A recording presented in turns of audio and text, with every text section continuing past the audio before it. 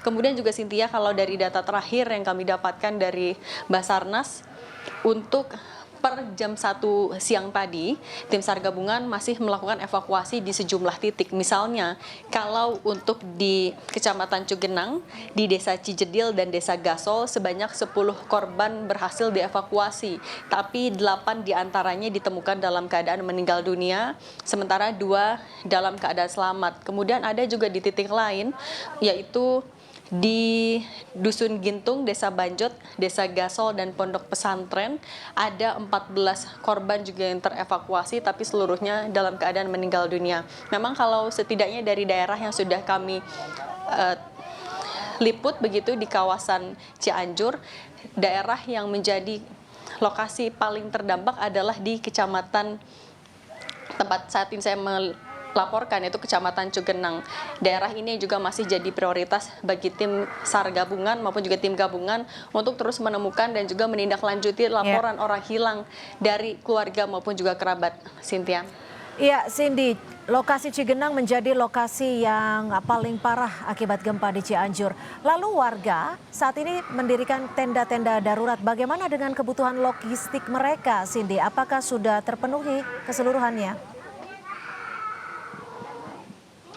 Iya, Cynthia, kalau di tempat saat ini saya melaporkan di Kampung Garung, memang saat ini warga masih mendirikan tenda secara mandiri dengan plastik maupun juga terpal yang mereka siapkan sendiri menggunakan bambu ataupun juga kayu sebagai penumpunya. Anda juga bisa lihat seperti yang ditunjukkan oleh juru kamera Kompas TV, Yan Faris, kondisinya memang tidak memungkinkan sebenarnya untuk menahan angin maupun juga cuaca yang ekstrim. Tadi sempat hujan, kemudian juga langsung terik, ini tentu sangat tidak memungkinkan. Sementara kalau yang di sebelah kanan juru kamera kami, ini adalah tenda yang didirikan oleh TNI, tapi baru satu tenda saja, artinya memang tidak bisa sebenarnya untuk menampung seluruh warga di kawasan Kampung Garung. Saya akan mengajak Anda, Cynthia, untuk berbincang dengan salah satu warga yang juga mengungsi di kawasan Kampung Garung. Selamat sore, Pak Cindy, Kompas TV.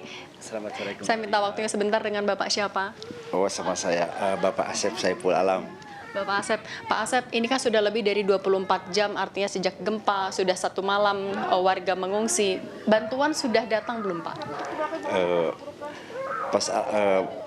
Masalah bantuan itu yang saya sesalkan, soalnya ini udah lama terjadi, tapi bantuan sampai sekarang pun belum ada bantuan dari manapun. Saya mohon kepada pemerintah untuk segera memberikan bantuan berupa misalkan obat-obatan, makanan atau minuman atau air bersih, dan juga warga di sini sangat mengharapkan untuk bisa lagi mempunyai rumah masing-masing yang layak huni.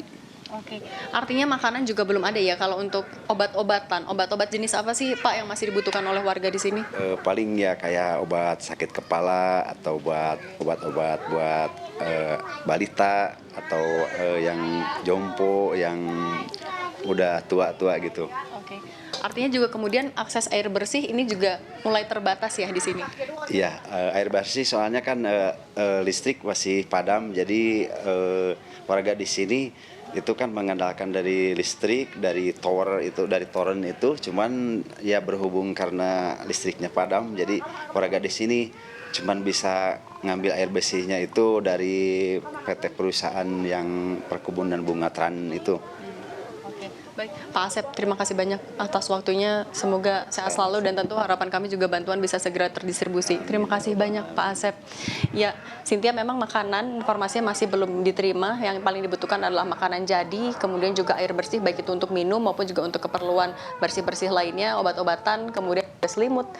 Dan tadi kalau sempat disinggung juga adalah soal bantuan, soal rumah mereka yang rata-rata di sini rusak berat. Kita ingat tadi Presiden Joko Widodo sudah menjanjikan akan memberikan bantuan bagi warga yang rumahnya rusak ringan akan diberikan 10 juta rupiah, rumah rusak sedang 25 juta rupiah, sampai yang rusak berat 50 juta rupiah. Dan juga pemerintah juga akan membantu pergantian untuk rumah yang rusak berat akan dibangun kembali dengan konstruksi yang sudah standar tahan gempa.